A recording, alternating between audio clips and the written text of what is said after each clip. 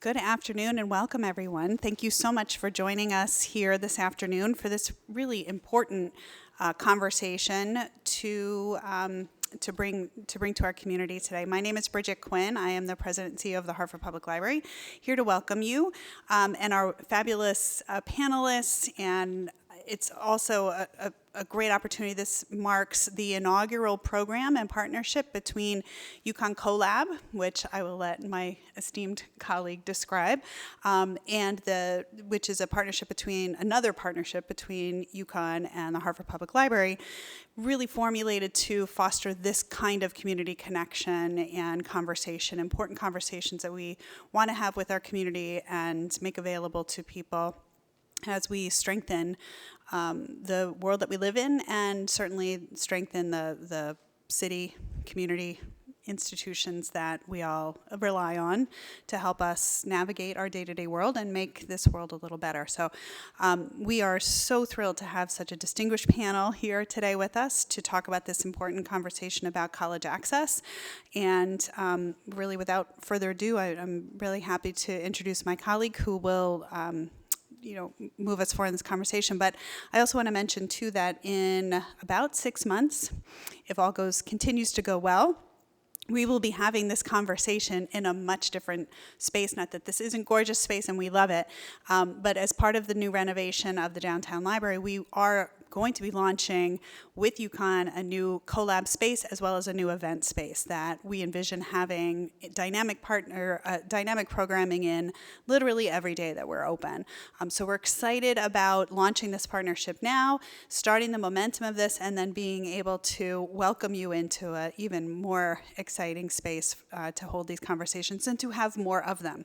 So welcome to our inaugural program. You'll remember this when we start launching a much more robust series of programs sometime in middle of 2026. So without further ado, I would love to introduce Dr. Mark Overmyer-Velasquez, who's the UConn Dean, UConn Hartford Dean, but also a member of the Board of Directors of the Hartford Public Library. So, Mark.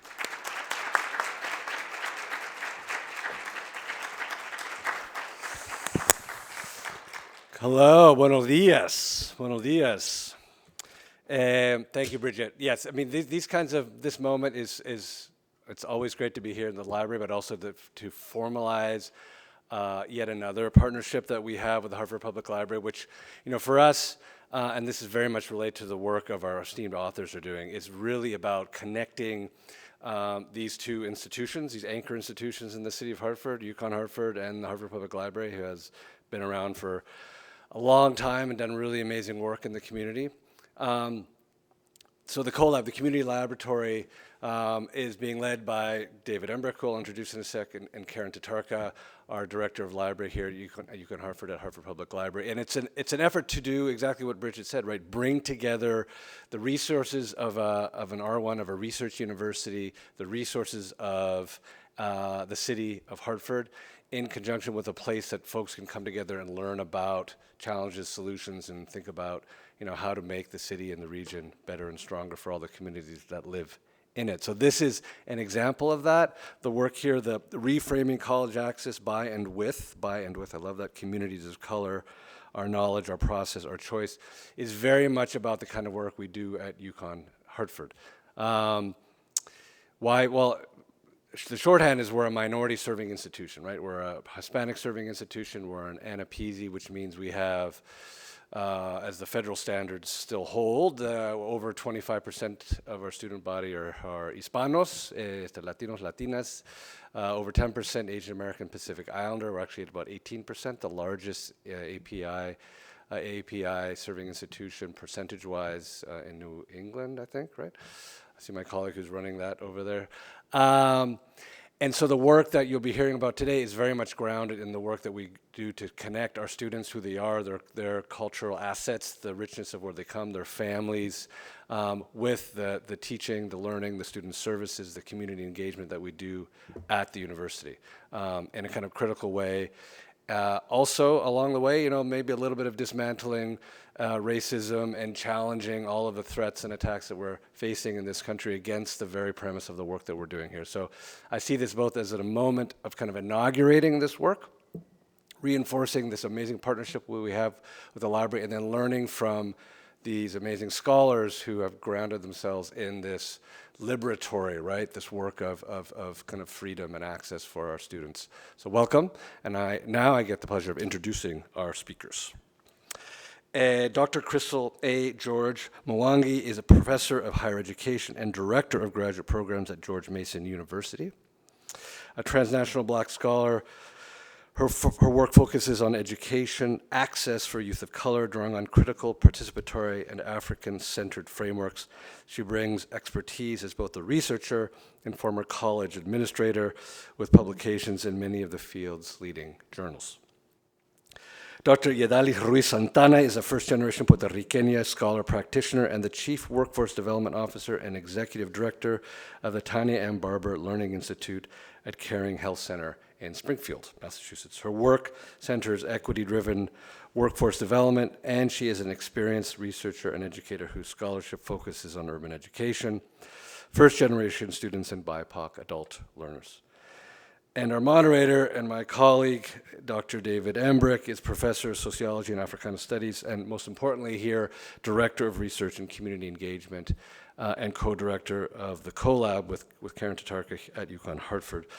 A nationally recognized scholar of racism, equity, and social justice, Dr. Embrick has published extensively, received numerous prestigious awards, and brings decades of experience bringing academic research with community-facing work. Welcome to the three of you, and welcome everyone else.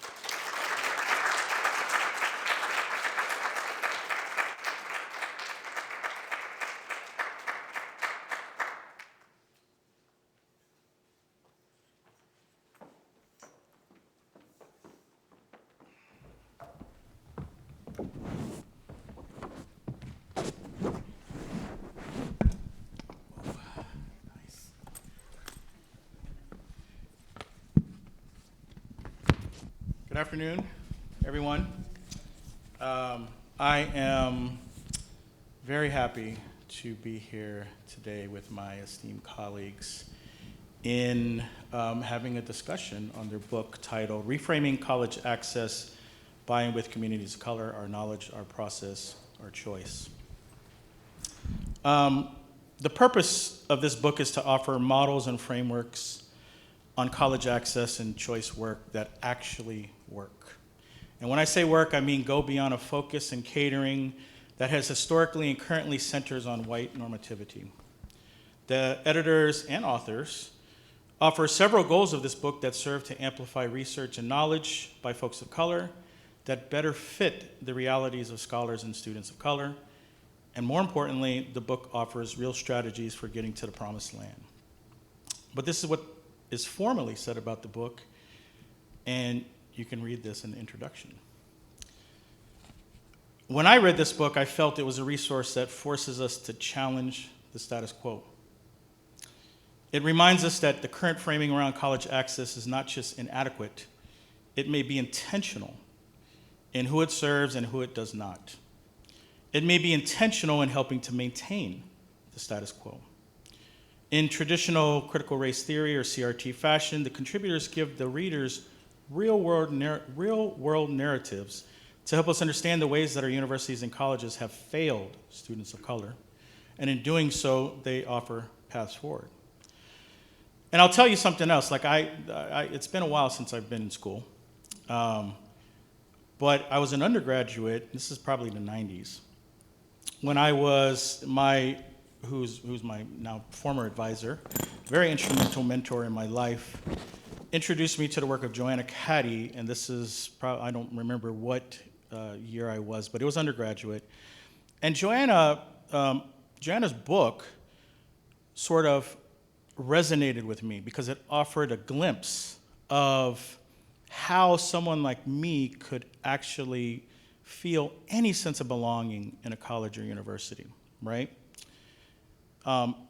In that book, Joanna talks about having felt a deeper emotional connection with the groundskeepers and the sanitation workers than the professors and the students. And it was that sort of connection with those folks that kept her driving through the college process.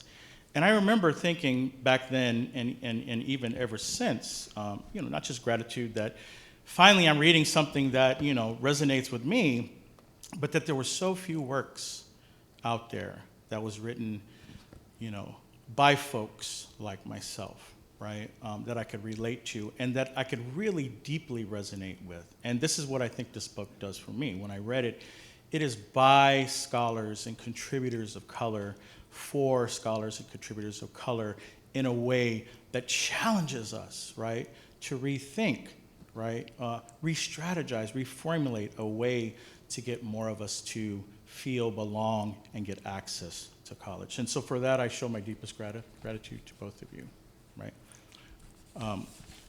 But we'll start with a question about stories, right? With every book, there's a story to tell beyond the thesis of the book.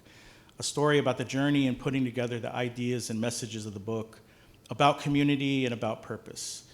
What's your story behind this book, and why this book? So, again, thank you for being here, everyone. I express gratitude to you, David, and to everyone who's really put this event together. It's really nice to be in this space with you all, and with Yedalis as well as my friend and colleague. In terms of the journey into this book, I think our journeys truly converge, but mine began long before I was a faculty member. I started my journey into higher education as working in higher education as an admissions counselor. And so I was a work study student in my alma mater for 4 years, and I did my work study in the admissions office. And I was on work study because, what higher education scholars called low income. In my family, we called just being broke, but we were like perpetually broke. So I worked in that office for 4 years, and they offered me a full-time job when I graduated. And so I started doing that work, and I would travel all over the country, and I would see some of like the best, brightest, most promising students, students who had backgrounds similar to me, were students of color, low income, first gen, immigrant backgrounds, and they were at fairly under-resourced schools. And I knew no matter how brilliant they were, and even if they got into my institution or another, that they would likely struggle because they just were not receiving certain kinds of information and resources. And then I would go to some of the most elite high schools in the country, and there were certainly bright and promising and brilliant students there too, but there were also a lot of students who just did not care. But I knew that they were going to get into some of the best universities in our nation because they had a cadre of people whose job it was to make sure that that happened for them. And I really was like, why is this? And most of the students did not look like me. And so it was really just starting with inquisitiveness and curiosity around why that was happening. Had no plans to become a faculty member. That's a much longer journey and story for another day. But when I did start studying higher education and learning about college access and college choice, there was so much like white normativity around what those frameworks and theories said. So for example, the student makes a choice about where to go to college, and it's their choice. And I was like, growing up in my household, I did not make choices.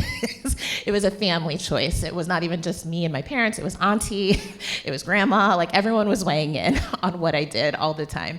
So just a different kind of lens and framing. And so just from really early on, recognizing that a lot of what was written wasn't written for me, wasn't written for a lot of people that I knew, and wanting something different. So that was like the very, very early pieces. And I think, Yedalis can also talk more about her experience and also how we started kind of coming together around this particular work, right? Thank you, everyone, and thank you. I just want to say thank you to my family who's here. And I practically can't even say it out loud because I will start crying that you're here. So gracias, Tio, gracias, Marisa, and thank you, Christina and Tanya, for being here. I actually, as Chrystal was speaking, I had moments of, this is what I'm going to talk about. This is what I'm going to say. But how I want to answer this part of the question is, I think that I always had high aspirations for success. And how I defined that when I was very young, it was I wanted to see my family be successful. I wanted for my family not to struggle a lot. We loved a lot. We had a lot of love in our family, and also we were, at the time, I didn't have any of the language to describe what I can describe now in an academic way, in a scholarly way, and in an experiential way. But at the time, I had a lot of questions as a young person. I was like, why? Why do we have to, why do people have to talk to my parents in this way? Because they don't speak English, right? My parents are super smart. My father's a brilliant artist and a brilliant musician. My mom is just a loyal Christian woman that is a leader in her church. I have family members that are doing and are working and are showing me and as a model. However, in school and as I was growing up, what was most salient about my identity was looked at from a deficit perspective. And now I know the language, right? I understand. But in my age right now, I also, in the 90s, I also want to center the fact that institutions, there are several institutions or organizations in Hartford. I grew up in Hartford, Connecticut. I was brought here as an early age to be raised. And the streets of Hartford, as I was driving Chrystal around, I'm sharing every street. I was like, I'm not going down the highway. We're going to go down Park Street. I'm going to show you Park Street. The murals, I know who painted them. I know who did this. This is where I lived when this happened. At the time, as a young person, I started to embody the effect of deficit, the effect of how being seen from a deficit perspective can really actually, curtail that experience of possibilities, of access, of choice, of learning. If it hadn't been for my two cousins, Marissa and Daisy, who actually loved learning, right? And if it hadn't been for certain institutions or organizations like the Hartford Public Library, it's not by chance that I'm here today, right? And also Real Artways, who is here right now, Will K. Wilkins. Those were the organizations that I went to, and I saw models of being able to learn and to feel like I was worthy of having access to opportunities. Like people wanted to know what I was thinking, even if I spoke with an accent. That respected my family.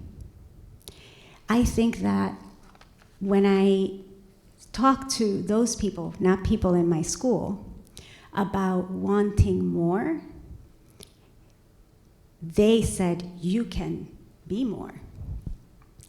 And so, like you said, being where I am right now, that's another story, and possibly we'll be able to merge in more of our histories and our pathways. But when I met Chrystal, she and I both, her as a professor, me at the time I was leading Student Bridges, I was leading a college access program that was also, there's a chapter in here that's called By Us, for us, and it's about student bridges. But it's students, marginalized, minoritized students that are in college going out in the community to reach out to students who experience similar to what I had experienced. And by the way, I was like, why am I this age now? And still, students are experiencing these things, right?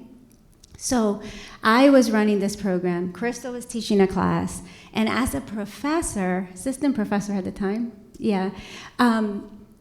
she was teaching the classes, getting school buses to load up graduate students into the bus so that we can travel to the high schools, so they can travel to the high schools to do the similar thing like I was doing with Student Bridges.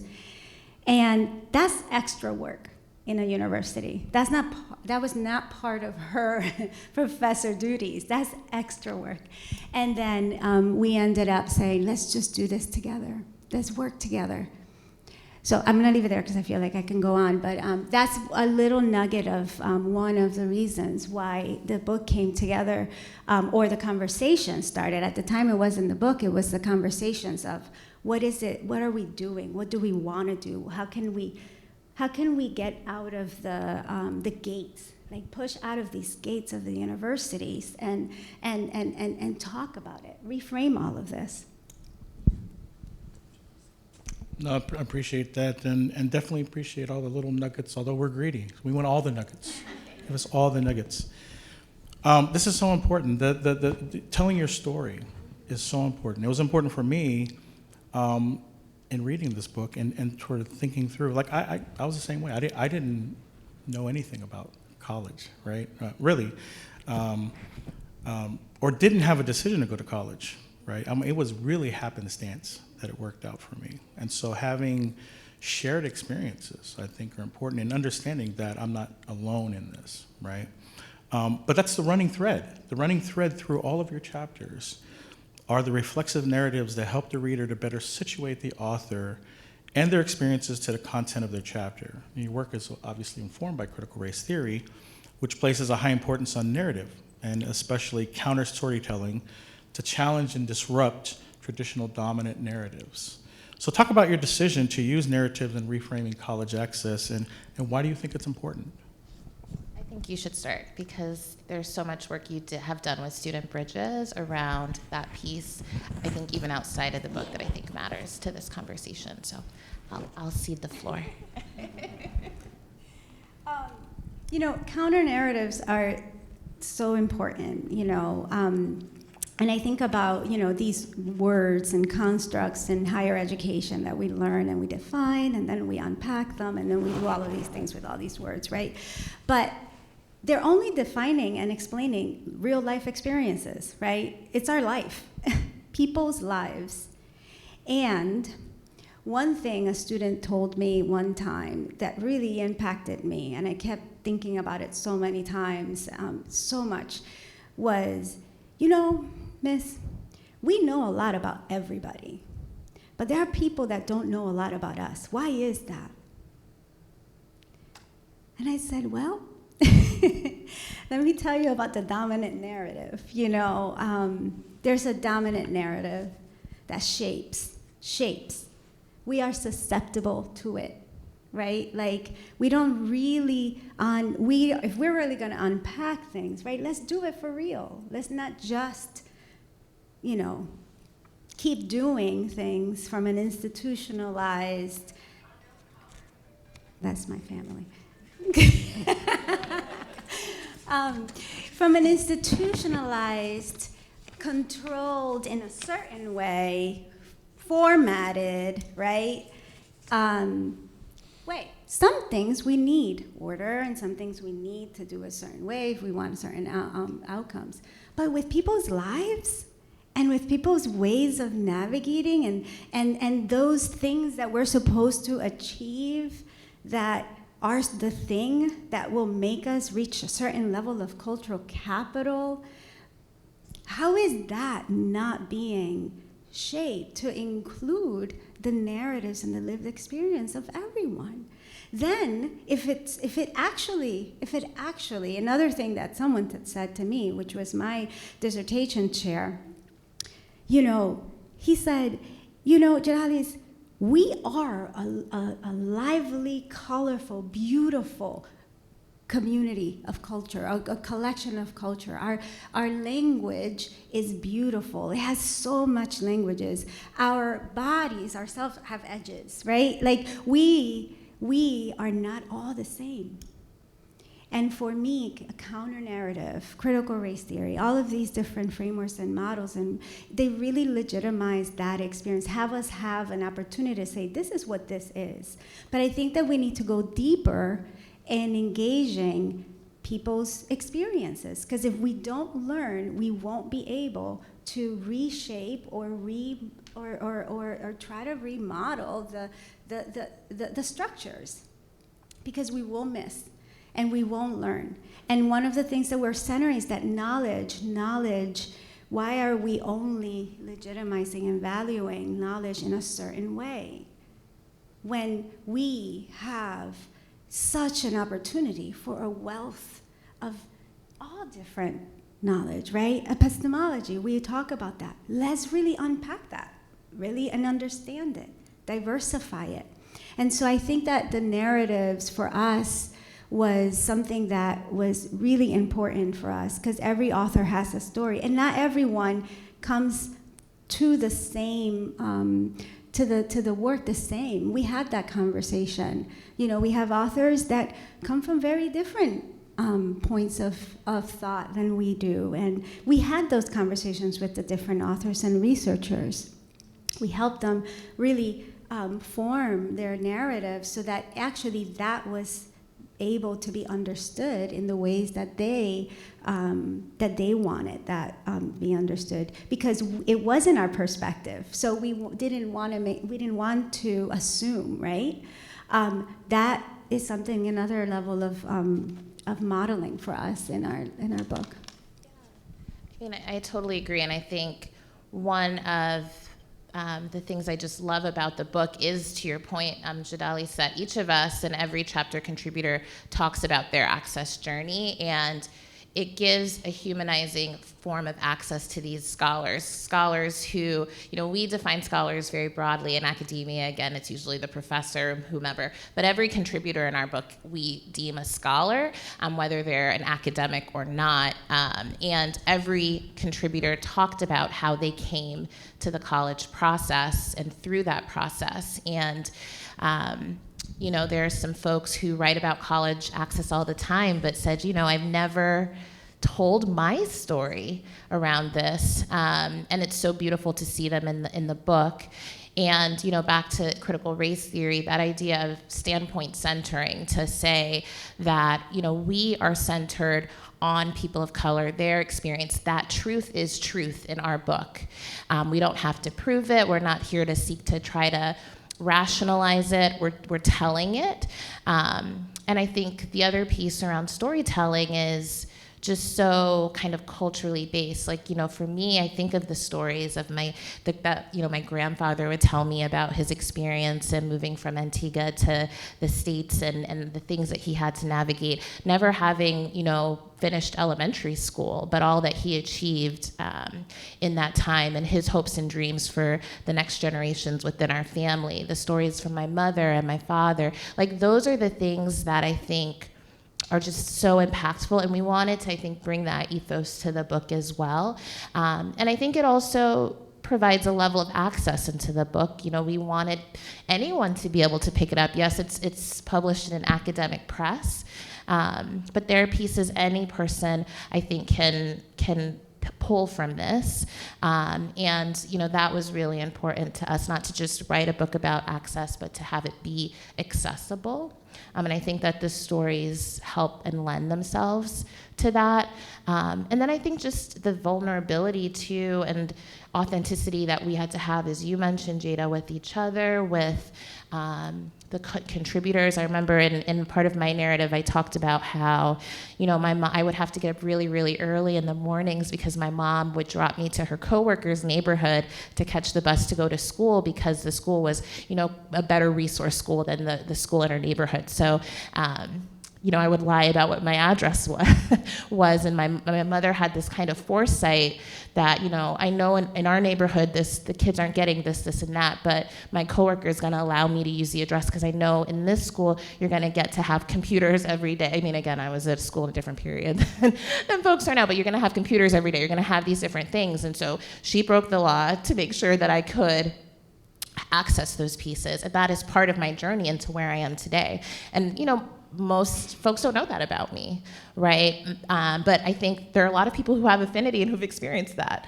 that we just don't talk about. So I think that there are just so many ways in which that storytelling piece is really, really central, and really I think is like the essence of so much of this book and how we frame it. So I appreciate the question. Great, thank you. As I read through this book, certain words kept coming in my mind over and over and over again. Words like validation, inspiration, community, good mentorship, also racial healing.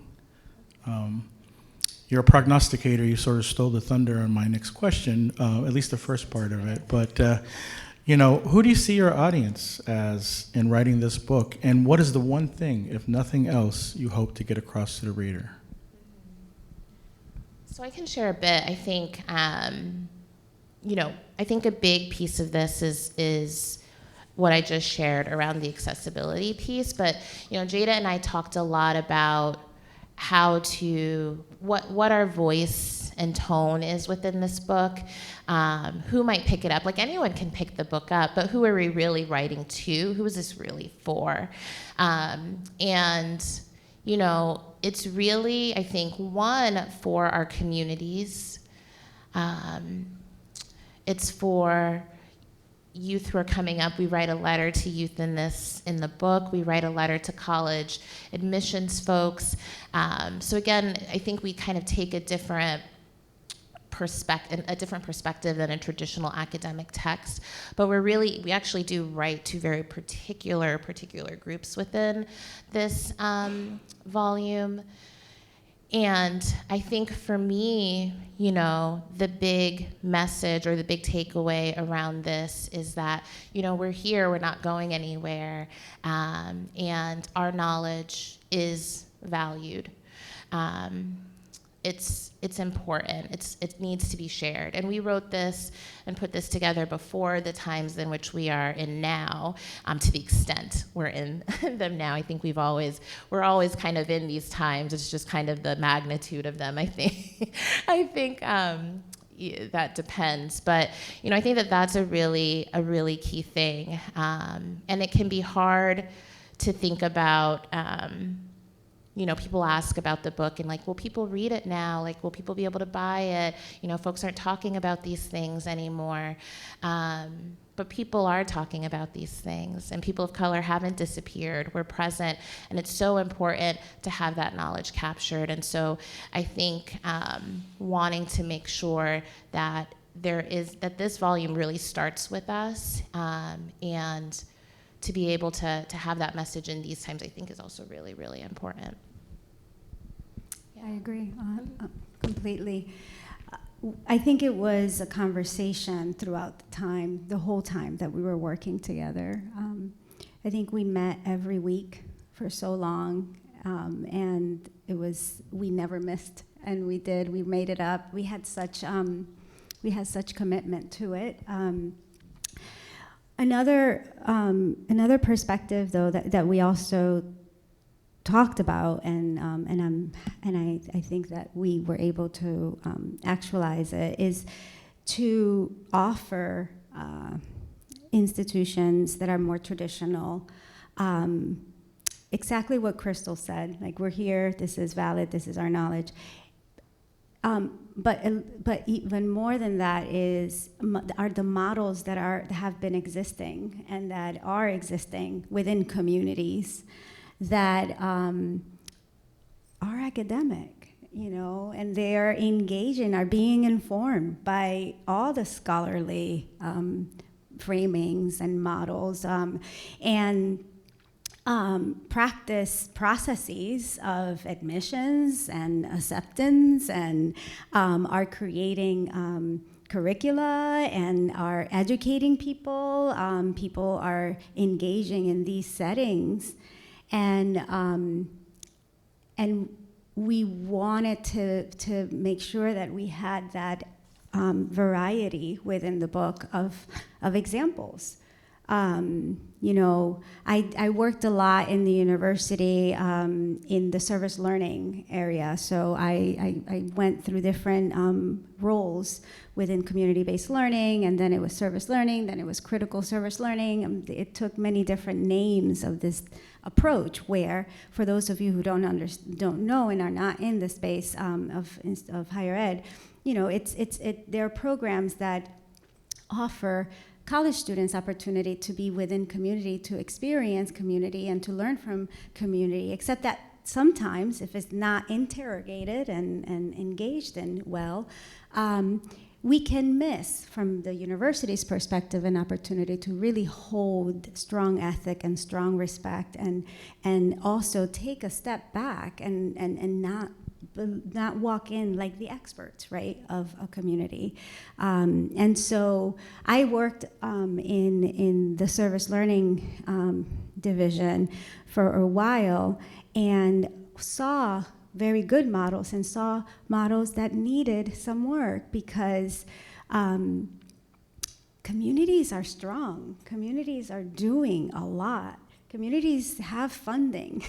They are engaging communities. They're changing people's lives. But to not legitimize it from the same, you know, perspective of a higher education institution, then we need to really investigate that, right? Because, you know, I run a learning institute. President and CEO of the organization is here and has a chapter in here. And we are impacting. The community itself is impacting themselves, right? They're doing the work, but we're working really hard to really create access for learning and access for education for our communities, and that yield licenses and yield certification, and actually have people have access to jobs, life-changing jobs. And so that's legitimate. That's a learning environment. That's a school. Why can't it be? I'm a scholar. I'm leading it. We have a doctor as well, many doctors actually, right, Tanya, in our organizations. And that's, you know, that's also legitimate. So. Absolutely. Thank you. Let's talk about challenges. What were some of the challenges that you faced in putting together this book? And if you had the chance to do it again, are there things that you would add? Would you change, edit? What do you think?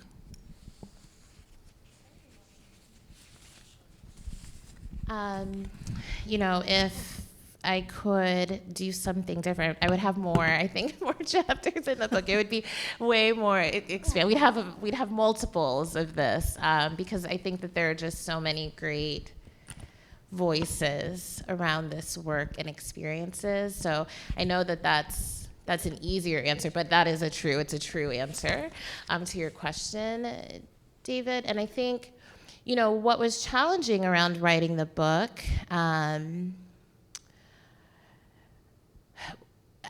was actually, I think, a very human element of it. So, you know, Jada, so this is less about content and more about life. So Jada mentioned, you know, we met every week, we did these kinds of things. So, you know, yes, I'm a scholar, but I'm also a mother of 2 young boys that are 6 and 8 years old. My elderly mother lives with us. She helps with the kids, and I help with her, and we all help each other. But, you know, I'm part of that sandwich generation. I have a great spouse. There's so many things. Job is demanding.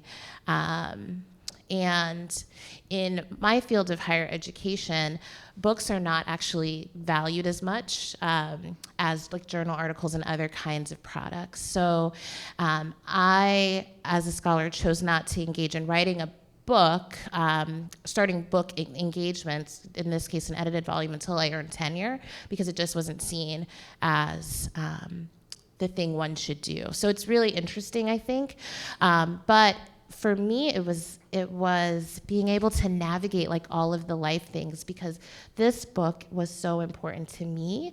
And I know it's been such a journey, but being able to like sit down and have the time and the space to dedicate it to it was a challenge and has been a challenge. And I think that I just say that because if there are folks in the room who are trying to do all the things and navigate all the things, it's hard sometimes to do that, and there were points in time when I was like, I just can't do it, and that's why it was so great to have you as a friend and colleague, because it was like you were sometimes that strength when like I didn't have it, and I feel like vice versa when life was lifing. And so there's like the reality of doing this work, and I think being able to, and it's hard work to unpack traumatic aspects of our lives, beautiful aspects too of our lives. This is such a personal book. So for me, I think the challenge was the emotional labor and the time to be able to commit given everything. And yet, the beautiful thing about it is I didn't have to do that by myself because I had you. And so it was a challenge that was so much more easily navigatable. So I just appreciate you too as a friend and colleague around this work, because I definitely wouldn't have been able to do it by myself with all that we've experienced these past few years. Thank you so much. Can I answer? Yeah, please. So thank you, Chrystal. We've gone through a lot in the past couple of years. So two things. So one,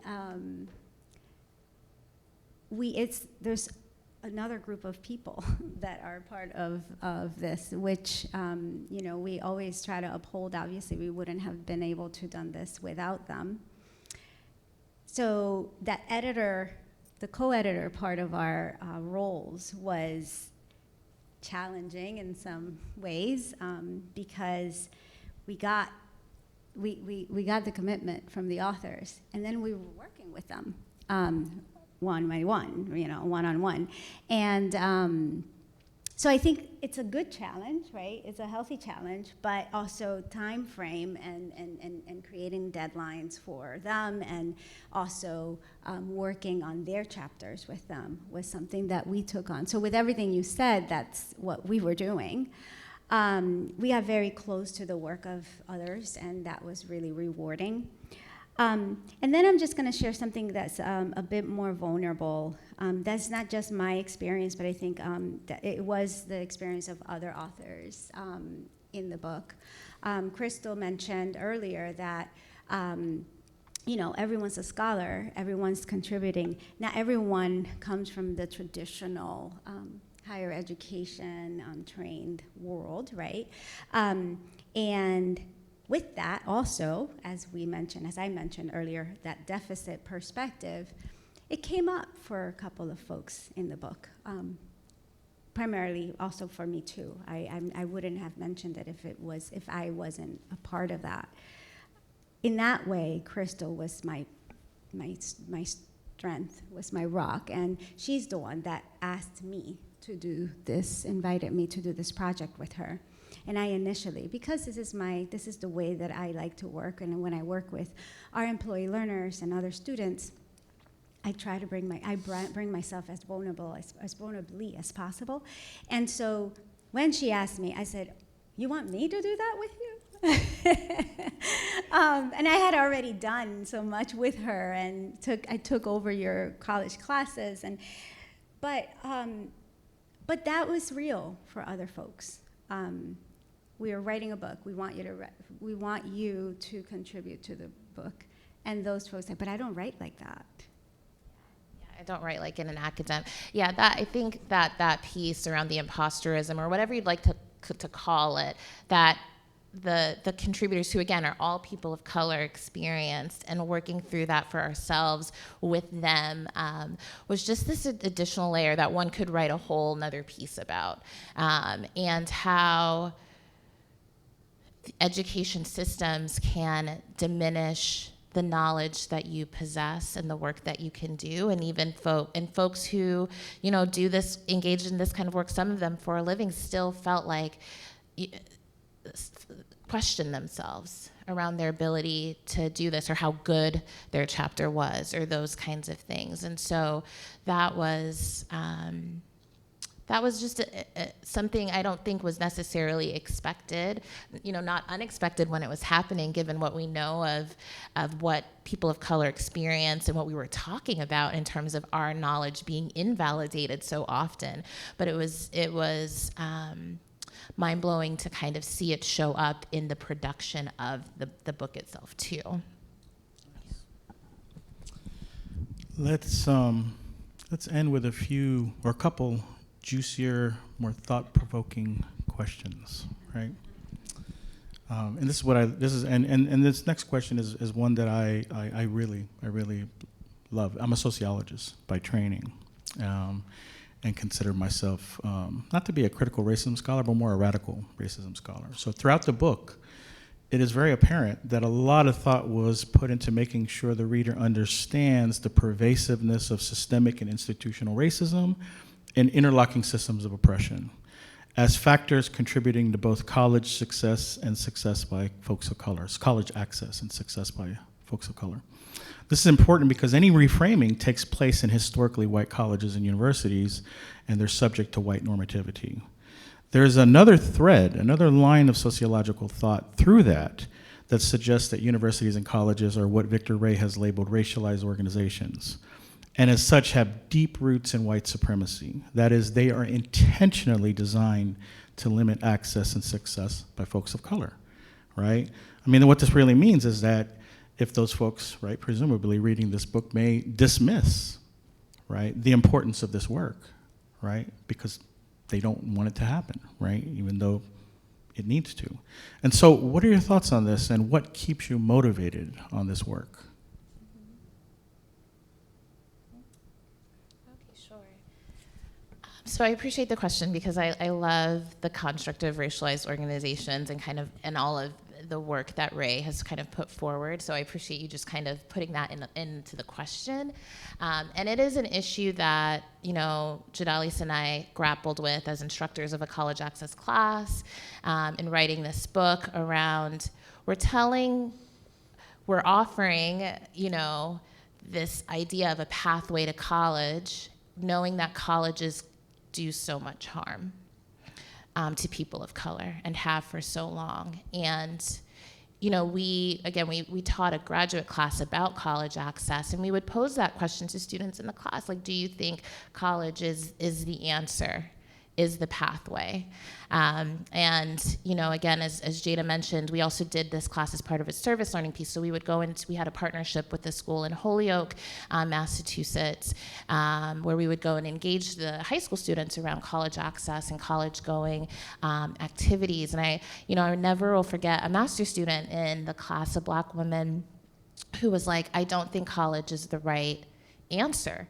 I don't think it's the best thing. And it was interesting to me because I'm like, you're here getting a whole master's degree. You just talked about how you're helping your brother who's in high school do with his college applications. And yet for these students at Holyoke, you're like, no, don't go to college.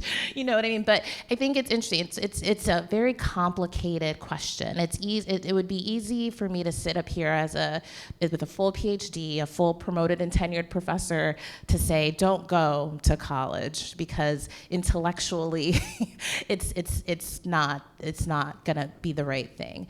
But that is not people's lived reality. For most people, they're being told that college is the answer. In this book, what we're trying to say is that college can be a pathway, but it is not going to save you from racism and marginalization and oppression. You're going to experience it there. But I would say any organization is a racialized organization. The grocery store, because I can tell you about the experience I just had the other day in it, is a racialized organization. Where is it safe for us? To me, it is more about how can we educate so that youth can have eyes wide open about what these spaces are. And better choice, true choice. I won't say full choice because I don't think that that's a realistic thing, particularly for folks who, have the backgrounds that I did. But to have a better sense of if this is a space that you're going into, who do you look for? How do you navigate it? Beyond just getting a degree, how do you come out of that space whole? How do you not seek validation? You know, for me, it's like I never seek validation in my university space. I seek remuneration, compensation. You know, it might be good to get a reparation. That's never going to happen, but it would be great. You know, but not validation in who I am. And for so many people of color, that is, we're being told that that's what we need. And so I think that this book provides ways to kind of rethink that too. And there are lots of potential different ways to kind of think about whether college is right for oneself. But again, if college is a journey for someone, again, having eyes wide open around that is important to me as an educator, and I hope comes across in some ways in this text. And offers models for like tools and models for when, if you are in it. These have examples, and from youth themselves. Like some of the chapters are, you know, they're research based, and they have data and narratives of participants that were young and navigating college. Part of your question you asked also, like, what motivates you, what keeps you motivated, right? Right now, what really keeps me motivated is it's the work that I'm doing currently. We have created several different programs. I'm not going to get into the details of that, and in a learning institute, and it's within community. We're recruiting from community, and what qualifies someone is to just have an interest in a health field and wanting to commit themselves to this opportunity. We are always going for grants so that we can secure grants, so that we can fund every single learner for 40 hours a week, benefits, and for the most part, securing them a job afterwards, getting them through the licensing and certification. So you can imagine, it's really expensive to fund one individual. And we're committed to that. When we post the positions, we have about, this last cohort, we had about 17, 18 openings, and we got 84 applications within the first week and a half. And we usually keep postings open for 2 weeks, let's say. That's what keeps me motivated. People have aspirations. People want to do better. People want to have access to education, and not just an opportunity. People want to learn. People really want to learn. And one thing that we are centering in our institute is the environment. We want to create an environment that they have access to, a beautiful environment that actually supports learning. So the color on the wall was really thought out. The tables, can we move them? We have Zoom rooms, you know, and this is within community. And we are then impacting health equity. We're impacting patients because we are increasing representation, and we are hiring from community and training them, and they have access for that. I'm the executive director of that. I cannot believe that I do that. And that's what keeps me motivated. That's what keeps us motivated. I have access to a team and a supervisor whose vision was that. Because she herself, sorry, Tanya, that I'm saying your story, but you're the founder. But she herself is the CEO and president, but she started as a switchboard operator because of opportunities like that. That's our leader. You know, and so for me, that's what keeps me motivated, because you said something, we're not going, we're here, and we're here.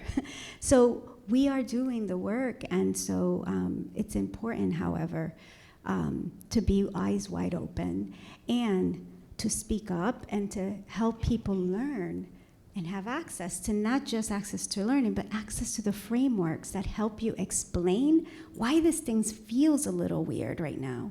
What's happening right now? When you have the ability to speak that language and the confidence, because that takes time too. So I think that, there's no other place that I would want to be, but it does help to be motivated by the work and the works that you're doing and the opportunities like this to be able to speak to folks and to uphold what we have done. Because it is true. We had a moment where we were done, everything, we were in celebration, and then we were like, oh no, are they gonna not publish our book? Right? At least I thought that, right? Very much appreciated. last question before we open up for Q&A to all of you, right? Let's talk about the moment, the current moment, right? We know that U.S. history is fraught with white lashes or racial backlash against anything threatening to the status quo. Yet, the current moment feels different, right? Perhaps because we're living through it, it seems a bit more disturbing. The dismantling of education, anti-DEIX, anti-CRT, more recently, the push in some states to completely ban scholarships and teaching on topics such as racism and gender. What's your take on the relevance of this book at the current moment? Yeah, I think, as you shared, there's so much kind of cycling through. This moment is really visceral, and it's happening so fast. And yet, in many ways, so much of this, we've been here before, too. It's a weird time. And for so many folks that I know, so I grew up in Florida, so a lot of my colleagues and friends who live there who are raising children in the schools there, there's so much that can't be talked about. I work in Virginia, and there's also been challenges around engaging around some of this kind of work there, and in so many places and spaces. I think that this particular book is relevant because the way in which we wrote it is it's really also, to Yedalis' point, meant to be an educational tool. It's not something we hope that you just have to have as a textbook in a formal learning space. If you pick this book up, this book is not going to just provide you with content, but it's going to ask you reflection questions, or questions that will help guide your ability to move through this. And so even if you're not allowed to read it in school, if you're not allowed to use it as a teaching tool, you can engage with it in maybe a community center space. You can engage with it on your own. You can engage with it in different ways, and it'll help provide that access to reflection and work, to gain that knowledge, to reflect on one's own journey. And so I think it's so relevant, even though, again, we didn't write it for this time, when spaces are disallowing and disavowing this work. If one is to pick it up, you can do the work on your own or with others. It's not something you just have to have in like a traditional learning space. And so I'm really glad that we took that direction with this text as well. The storytelling, all of those pieces, but also the ways in which we ask readers intentionally to reflect with us throughout the piece. Yeah, I wouldn't add more to it, Chrystal. I agree with everything you said. And I think also it's confirmatory. I think, at least for me, and not just the pieces that we've written, but the other authors and the other researchers. In a time like this, it's important to know that there are other folks that are thinking and are feeling and experiencing the things that you are, and that it actually is here. That we can have it in a full. I think that if we were working on it right now, I think that I thought about that. I thought about this as you were reading the question. What would it feel like if we were towards the end of the project but not yet here? I wonder how that would feel, And I think that because of that, I'm so grateful that at least that we were able to do this work, and we're hopeful that this time is not permanent, right? And so. That there will be the following book that can be responsive to that change that needs to be. I think just to add really quickly to piggyback up, I think this book is just really unapologetic around centering, again, communities of color and our knowledge. And also, we've experienced, in promoting the book, we reached out to our chapter contributors to say, we're putting things on social media. If you're not comfortable with that right now, we don't want anyone losing their job over having made a contribution to this book and that being talked about publicly in certain kinds of ways. So it is also really unfortunate and really a crime to me that those are the things we also have to navigate in this time and space. But I also feel fortunate that there are community members, part of our community within the space, who are able to have that voice and to do that work unapologetically. And it's like we just, again, have to support one another through these times. But it's a reality of, you know, what we're all facing in these moments. And so similarly, I'm glad that this was the right moment. It was a long journey, but the right moment that I think it's out now. Yeah, I can't believe that it feels like a risk to actually have this book. Like, it's a risk to have this book. I mean, that in itself is, I don't know, I'll let you finish that, because it just feels, I don't have the words. But ridiculous, but unsurprising, I think, for those, unsurprising, but ridiculous at the same time. You're right, yeah. Thank you so very much for providing us with some insight. I want to take a moment just to open it up for questions that any of you might have for our esteemed editors and authors. Oh, here, Lai.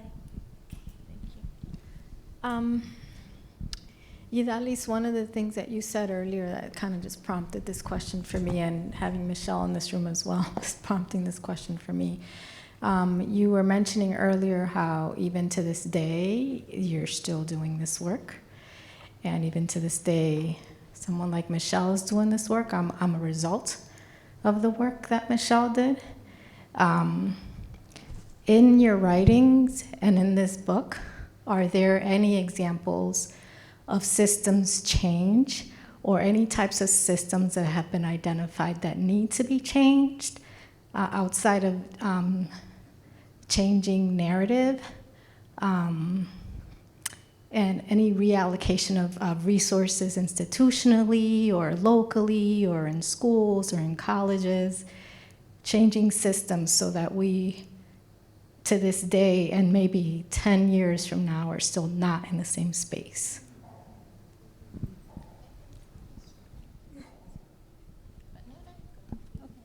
Chrystal said, I think Tanya's chapter is a good, which, by the way, I just want to introduce, because we want Tanya M. Barber. I am the executive director of the Tanya M. Barber Learning Institute, so the community.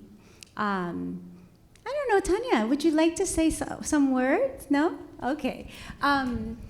It was coming to you. So, you know, it is one example, right? So we have a workforce equity model and a learning institute that is informed by culturally sustainable and responsive framing, and also asset-based approaches and trauma-informed approaches to teaching and developing curricula.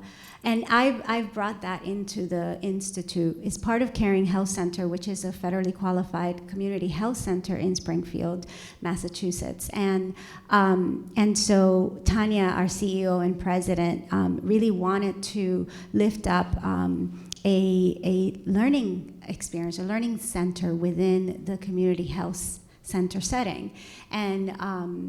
And because it seemed out of scope, because of obviously the need that the center is responsible for, the immediate need for patient care and so forth, it required for her to create a feasibility, right? To explain that this is feasible, to have a learning center within the community health center setting. And so she hired me as consultant to create that, to do the study, and then to get the board to support the feasibility of it. And then we moved from there, and then that's how I am where I am now. That is literally from the consulting time. November 21st is going to be 4 years. We developed the Learning Institute. And the Learning Institute has gone through 4 iterations of cohorts where we fund it through grants and cohorts of folks that hadn't had access to education for many different reasons, but very much in an aggregate form because they're experiencing systemic barriers. And they continue to experience it even when they are within our center because of the systems. For as an example, when they finally get a job, they're finally getting into somewhere, and then they lose their food stamps or they lose Section 8. Then they are faced with us saying, do we stay? We can't stay, I can't lose my benefits, right? Well, we got another grant to subsidize that so that we can. So I think that, and I'm being very general because we don't have a lot of time, but I believe, and I agree with Chrystal, that is a model. There's a way that we are trying to impact, right? We're trying to change an institution, trying to change system, but also reframing education. Our employees, they're not just employees, they're employee learners. They get to learn, they get the time, they get paid for it, they get access to the computers, they get access to the platform, they are supported. I have a team that is leading them, they're academic advisors, they're educated themselves, they're people of marginalized groups themselves, representation is there. So we are internally doing that. And there is a chapter here, and there's much more in the chapter contextualized from the perspective of Tanya and Tanya's vision.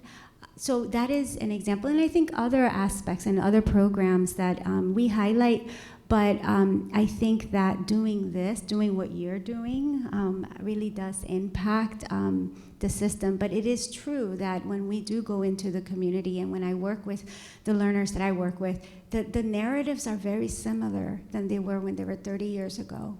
You know, I went to Quirk, I went to Hartford High, I had time at Burns School here in Hartford, and I can tell you that some of my experiences are really similar to the youth that we work with currently, and that is not okay. And just really, really briefly, too, to say, I think the book also talks to the challenges around these structures that are not really supporting students. So I think about Roderick Carey's chapter. He worked in high school in DC in a kind of low-income, predominantly Black and Latinx neighborhood, and they were able to support 100% of their high school students to college. However, what he writes about in the book is how so many of the students ended up being pushed out or left, and how, there's so much that the university systems are not prepared to provide support around students. Yes, the student can do the coursework, but if their mother calls and is like, I can't pay the electric bill, the responsibility that student feels to say, I need to leave to go home to work to help my family, right?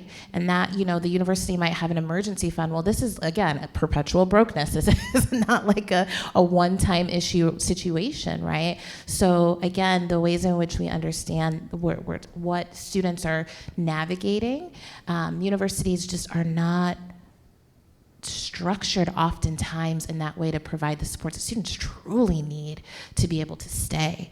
And so, one could look at their numbers and be like, you are a success story as a high school. But if you look at the full picture, it's so much more complicated than that. So you'll see things like that in the book too. Thank you for your question. Hi.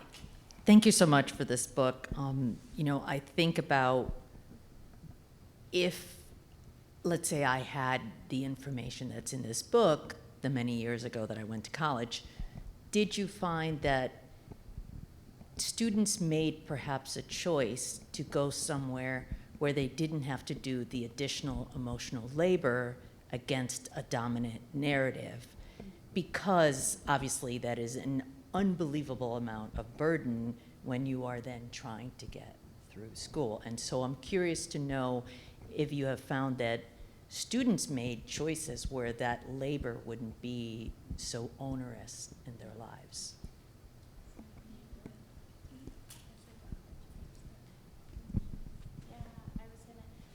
So I think, I can share a little bit. So I think a lot of times what we came across in the book, and then in research is students choosing minority serving institutions. So there's a book written by a chapter written by Indigenous scholars in the volume around college going in Native communities, and particularly the experiences of students in tribal colleges and universities. Similarly, in some of my work around historically Black colleges and universities and why students, particularly Black students, choose those institutions. Some of that comes up now. It's not to say that these institutions are perfect or that they are not impacted by, again, a larger white supremacist system that impacts them. But the idea that students sometimes are choosing those institutions so that they don't have that additional piece, that they can go to a place where they know people will value who they are and where they come from, and not just value it, but like that culture, that community is present in full force. It's just part of the fabric of the institutions. But again, to David's point earlier, not everyone really has, a lot of students just don't have true choice. We kind of stumble our way through college going too. A lot of the foresight to think about that, what you just asked, requires knowledge and understanding of what college does and what it doesn't do. And so much of the conversations I think we oftentimes have with youth of color is like, you got to go to college. We're not talking to them about these other pieces. In the book, we kind of unpack that as well. So to answer your question, yes, it comes up, but I don't think it's always a full part of the conversation when we talk about college access and choice for youth of color. We have time for one more question, maybe? Yeah? So I teach at UConn, and I also work here at the library, and I really value making education accessible. But my question is more so in this current moment in time, focusing specifically on things like life-altering student loan debt or AI and the replacement of jobs that require advanced degrees. So my question is, why should striving for college access be at the forefront of marginalized students' aspirations? And should we more so be moving towards talking about dismantling these structures or actually challenging them as they exist? Because if we don't actually interrogate the structural reasons that these inequities exist, then we allow them to be perpetuated. And then we talk about inclusion in spaces that are not meant for those voices to be in. And so we're talking about all these barriers, but we're also allowing them to stay intact if we're looking for inclusion instead of looking for dismantling of how they operate. Do you want to take it? You want to start first, or you want to? I'm going to say a little thing and then, okay. Thank you for your question. I think all of what you just asked is true. And that's like going back to the tensions that we've had and that we grapple with in our colleges. I think that if the institutions stay without them being dismantled, right, and we don't support our marginalized or minoritized communities, then we're just going to continue seeing a larger gap, right? Because they're not, like, like it's like we can't say that we want to dismantle it and then also discourage or kind of not engage with what we're talking about for our communities, because we're just going to keep them out of the space, and the institution's just going to continue moving forward. So I think both things are really happening at the same time, and us scholars understand that, us that we're doing this work, that's what we are trying to address. We are of that group as well, and so we continue to experience that, not just in higher education, but in any other, back to your racialized institutions question, any institution that is happening and is structured does have the potential to continue to do that, even for people that are educated, if they are of color, right? And so I think that that tension is one that needs to be lifted up and talked about very directly and very openly. And then you have to brace yourself because people get upset. People start getting upset if you start challenging that and you start kind of breaking through that imposter experience, that embodied feeling like, oh, I shouldn't, or that person knows more than me. The reality is that what I have found out for myself, which is just pretty recent, is that for all the work that I've done, I've worked so hard. When I lifted my head up just a few years ago, I was so far along. And I had never given myself that opportunity to really uphold that. Yet, folks that come from privileged backgrounds, they just get to navigate that privilege all the time. They don't even interrogate it. And so I think that in that complexity, we're not talking about. We're not engaging in racial conversation or conversations about racial injustice the right way. We're afraid to truly dig down and really unpack that, because the reality of it is that it's very prevalent. And if we don't do what we're doing, it's gonna just continue, and we're just gonna continue talking for a long time. I mean, I think, again, it's a both and, right? I think that, again, the university space is not going to save any of us. And at the same and I think that there should be people working to dismantle these structures, and yet they still exist. They will exist tomorrow and the day after. They're gonna exist for a while.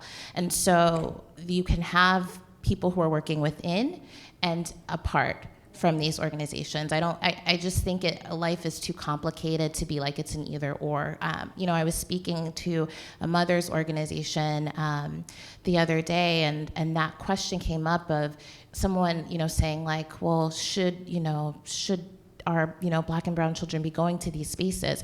And, one mother oft said, like, well, what is the alternative? What alternative are you offering my child who is a senior in high school tomorrow? If it's not college, which we know has many, many benefits, now financially the margin is starting to be slimmer because of the student loan issue, right? But you're still going to engage in a number of additional benefits from a college degree. That is just fact, in life. You're still going to experience harm, but it's very hard to parse apart, to aggregate all of those pieces. But what are you offering me tomorrow? For communities who are experiencing this, it's so easy, again, it would be easy for us to get up on the stage and be like, no, don't do this. But we've all done it. I always say I'm not of the university. I work at a university, but I still work at a university, right? And so I think we need to be doing the work to reimagine other spaces and to work towards that. And at the same time, I want to make sure that there are voices in these spaces that are going to work to make sure that the folks who enter them, the folks like me who enter them, are well and are whole. And I think both of those things need to happen at the same time. Brenda, you want to take the last question? I saw you itching. No? Okay. So I want to first say that in the back there's a table with a bunch of books. That is books that you should be going over there, rushing over there and buying. The authors will be made available to sign copies for you if you wish. Is that true? Yeah? Right, yeah. I want to thank all of you for showing up on this nice afternoon, and I definitely want to thank both of you, my colleagues, for taking the time to provide us with insight about your very important work. Very much appreciated. So thank you so very much. Thank you. Thank you. Thank you all.